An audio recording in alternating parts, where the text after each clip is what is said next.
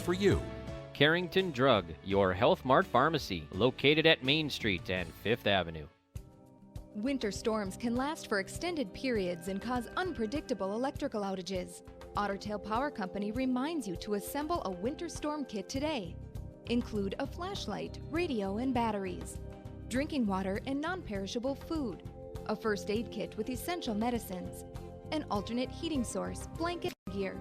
For more, go to otpco.com. Otter Tail Power Company, on for safety. Your 820 weather report for Carrington, New Rockford, and our listening area here on KDAK is brought to you by Bank Forward of Carrington.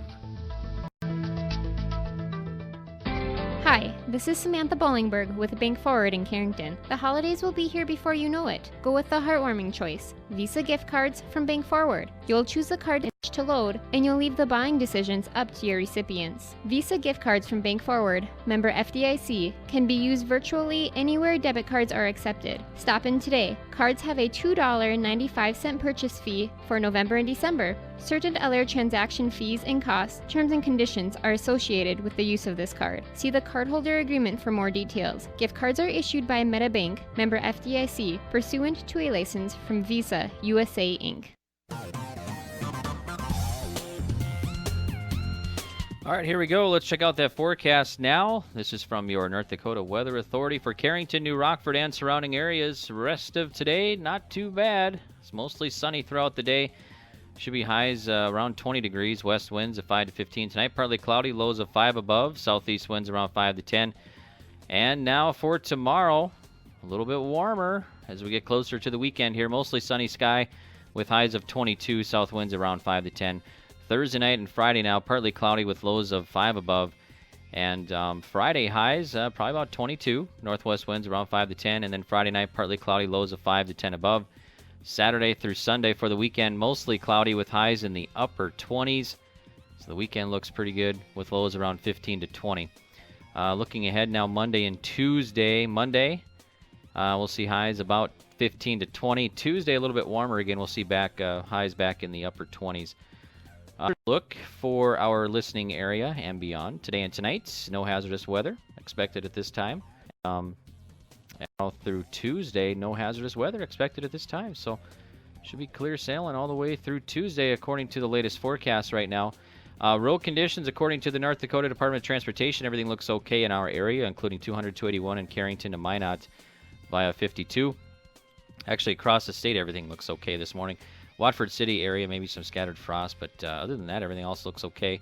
Radar, mainly clear for North Dakota. Right now in Carrington, 0 is the temperature. It feels like 16 below as winds are out of the west at 9, and the pressure reads 30.19. More weather can be found 24 hours a day on our website of .com.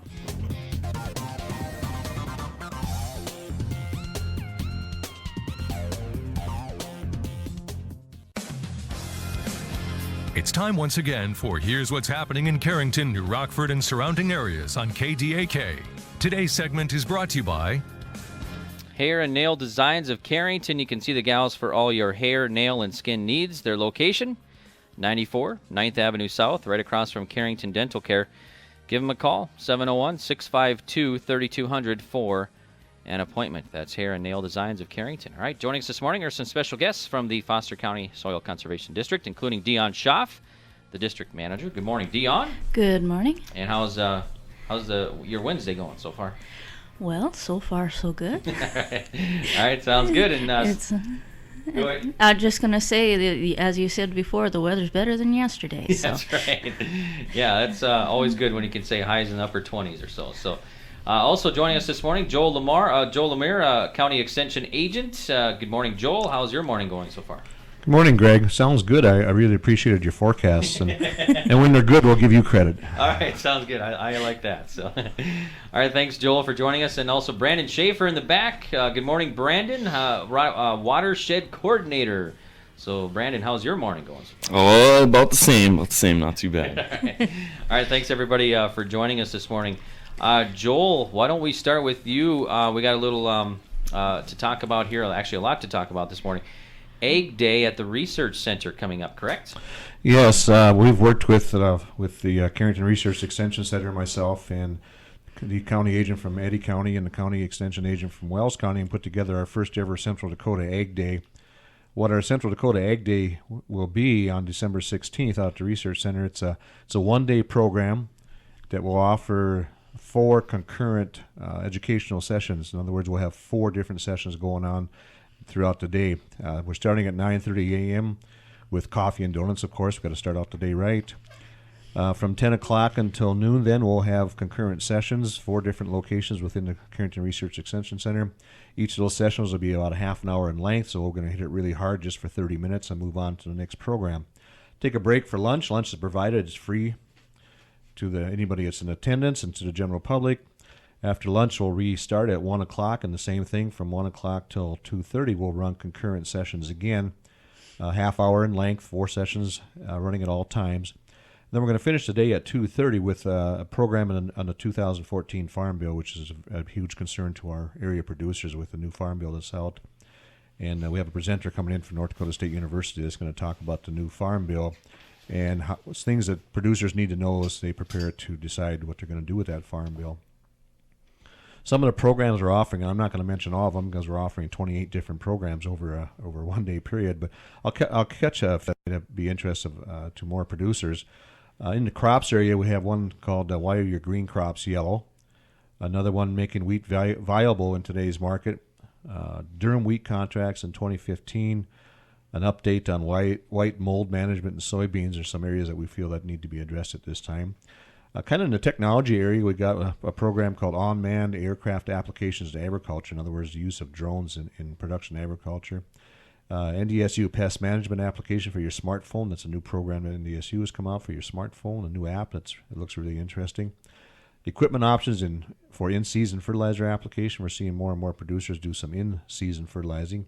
So we need to address the equipment needs for that type of thing. In the management area, we're looking at such things as livestock profitability, cow-calf budgets, crop budgets for 2015, farm ranch taxes and tax planning are some of the programs in that area. Then we also have a little horticulture program to give some offerings to non-traditional production agriculturists. We have 4 programs we're going to offer there. One's called Cool Fruits for Cold Climates, Apple Tree Selection for North Dakota, and then raising vegetables under high tunnel facilities. And that's not all the topics, but just to kind of give you a feel for some of the topic areas that we plan on covering. The program is open to the general public. It's Tuesday, December 16th at the Research Center. Coffee and donuts at 9:30. We should wrap up about 3:30. Everybody's invited. All right, sounds good. Now, a lot of programs now, if you miss one, there's always opportunities to probably catch another one, right? You bet. We have 4 programs running concurrently, so you can take your pick and choose and go to what you think draws your interest. Okay. All right, sounds good. And that's coming up what day again? For Tuesday, December 16th. Tuesday, so less than a week away. So next week. About a week. Yeah, about a week. All right, thanks, Joel. Brandon in the back there, you want to talk about some watershed projects and some winter feeding systems. Yeah, that sounds about right. I guess first off, I'll start with some general information on the project here for people who aren't familiar with it. It's a program that's very similar to NRCS's EQIP, but instead it works on a first-come, first-served basis instead of having batching periods. That are eligible for this project. If you live within a feud, about 5 miles within, Kelly Creek, Scott Slough, Carrington Creek, or the Nickum Reservoir, you're going to be in the watershed. And the main thing right now, being it's December, is if you haven't already got the cattle home, I'm guessing you're thinking about it. And I want to talk to you a little bit about the winter feeding systems. Well, during the fall, this coming fall, I'm guessing not very many of you like hauling that manure out, and you like it even less if you got to pay somebody to do it. So why not put the cattle out on the field or some hayland that's right next to your place where you're going to haul that manure to anyway? Well, the way I figure it, there's a few problems with that. Lots of times people don't have fence around those fields or might not be access to water. And the main thing with a lot of windbreaks coming out, there's not a lot of wind relief out there for those cattle. Well, this program covers about 60% of the cost, the actual cost for all that. But boundary fence around that, we can dig the pipelines and put a tank out there for those cattle. And also, we can get your windbreak panels. And those windbreak panels can be any style of your choosing. And I guess when you hear something like that, you kind of figure that there's some sort of catch. And really the only catch is that this program wants less runoff in the spring. And so you spread on say a 100-acre field, and that eliminates that concentrated runoff into, Carrington Creek or Kelly Creek. And so I guess all that's needed, really, if you call and we can set up a plan and sign a few papers, and that's about all it takes. The approval process takes about 2 weeks for me to send it in, and then we are good to go. You can go out and get that stuff all scheduled and buy your windbreak panels. All right, sounds good. Thanks, Brandon. And then anything else that you wanted to touch on this morning, Brandon, at all? I guess other than that, for any of you that may have some pasture that you came into, there's cross fencing. You can sure come and talk to me about that, any water developments that you want. Some of you with larger cattle operations, I also work with the NRCS, and we can put together a huge full containment system for a big feedlot too. But other than that, I guess I am good to go. Okay. All right. Sounds good. Thanks, Brandon Schaefer. Dion, we had to talk about Christmas trees this morning, right? Just a little. There's the North Dakota Forest Service is again encouraging people to go with a natural tree because, first of all, they're mostly grown in the U.S., and while they're growing to provide conservation advantages for soil, water, air, wildlife. And on the other hand, when you're doing an artificial tree, it's non-biodegradable, it's a petroleum product, and most of them come from China. So this is an advantage both ways. And also, once you're done with your natural tree, there are ways you can reuse it. If you're looking at a live Christmas tree, the thing to remember is if there are brown needles in the interior of the tree, that's normal. But if you're running your hand on the outside branches, the needles should stay flexible. They shouldn't come off in your hand. That means it's in good shape. When you get your tree, you need to cut off a 1/4 inch or more at the bottom of the tree so it can uptake water, and use a tree stand that'll hold at least a gallon of water, and water it daily. It's going to need anywhere from 2 pints to a gallon every day. The city of Carrington does take Christmas trees after Christmas over in those cement bunkers where they collect leaves in the summertime. They just ask that you take the bags off. If you have room for it yourself, you can, reuse the wood for something.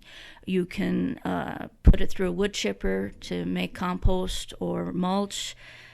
You could just set it in the backyard to shelter wildlife during the winter. And of course, some people actually get their Christmas trees in as a live tree with the roots in a bundle so that they can replant them. Now, North Dakota has at least 8 Christmas tree growers, including one right here in Carrington, Wes Miller. So it is supporting North Dakota producers in that way as well. So just to let you know, there are advantages to that natural tree. Really think about, which way you want to go. All right, sounds good. Thanks, you guys. Dion, anything else this morning that you want to talk about at all? Well, there is one thing. Friday is World Soil Health Day. As we were saying before, it's kind of easier to celebrate for folks in the southern hemisphere, but it is World Soil Health Day. So the CS website or the National Association of Conservation Districts should have some information on their website as well. All right, sounds good. Thanks, you guys. We appreciate you stopping in and giving us that. We will talk to you again next year. We'll see you next year. Yeah.